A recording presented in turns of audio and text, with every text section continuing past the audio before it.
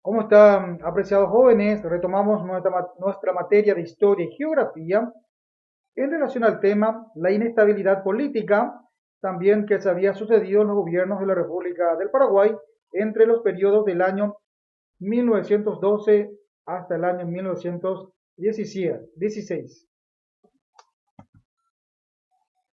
La revolución del año 1912 en el Paraguay y la presidencia del doctor Pedro Pablo Peña.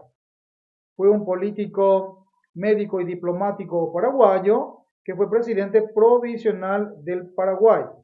Asume la presidencia en fecha entre el 28 de febrero del año 1912 hasta el 22 de marzo del año 1912, o sea, del mismo año. Y en medio de una guerra civil, el presidente Liberato Rojas renunció al cargo, por lo que el Congreso designó a Peña para ejercer la presidencia provisional de la República del Paraguay en fecha 29 de febrero del año 1912. Entonces, este personaje, de la República del Paraguay, Pedro P. Peña, asume el gobierno de forma provisional, ya que mediante una revolución, unas revueltas, una guerra civil, se había despojado al presidente en aquel entonces, al Liberato Rojas, quien ante esta situación tuvo que renunciar y asume este personaje de la República del Paraguay, Pedro P. Peña. La presidencia del doctor Pedro Pablo Peña. El efímero gobierno de Peña transcurrió en medio también de una convulsionada situación política en el marco de la revolución de los periodos 1911 y 1912, sin que pudiera realizar obras de alguna importancia. Posteriormente pasamos al gobierno también nuevamente de Emilio González Navero, que asume la presidencia en fecha 22 de marzo de 1912 al 15 de agosto de 1912. Se desató en el país también un periodo de anarquía que lo llevó nuevamente a la presidencia provisional de la República del Paraguay. Entonces, siguiendo con la presidencia de Emilio González Navero, se dispuso la reorganización de las Fuerzas Armadas, se creó el Banco Hipotecario, se pavimentaron numerosas calles de la capital y se hizo una prueba de adoquinado de madera en las calles Palma, Alberdi y 14 de Mayo. Entregó el mando al presidente constitucional Eduardo Scherz. Entonces, la presidencia de Eduardo Scherz asumió esta primera magistratura de la presidencia de la República en fecha 15 de agosto de 1912 hasta el 15 de agosto del año 1916. Se realizaron esfuerzos para lograr un acuerdo en la cuestión del Chaco durante su gobierno, estamos hablando de la presidencia de Eduardo Scherz. Se continuó avanzando con el protocolo Ayala Mujía del 5 de abril del año 1913 con respecto a la situación que corresponde del Chaco, ya que ante esta situación también los bolivianos estaban, ante el gobierno boliviano estaba muy atentamente interesado en invadir y ocupar esta región. Estamos hablando de la región occidental o Chaco. Los cambios ocurridos durante el gobierno de Eduardo Scherz en cuanto a las leyes electorales, ya en el año 1916 creó una nueva ley electoral donde instauró el voto secreto con las listas abiertas e incompletas. Se aumentó el número de parlamentarios, o también llamados congresistas, a 20 senadores y 40 diputados. Entonces, estamos observando algunas de las reformas implementadas durante el gobierno de Eduardo en referencia a materia electoral.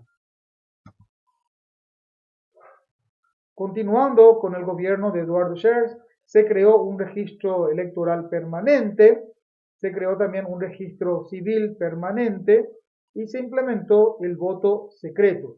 Recordemos que el registro electoral es con referencia a materia de organizativa en cuanto a los candidatos, en cuanto a los requisitos, en cuanto a los impedimentos, todo lo que se refiere a materia legislativa y un ordenamiento de los candidatos a posibles autoridades en cuanto a las elecciones que pudieran realizarse.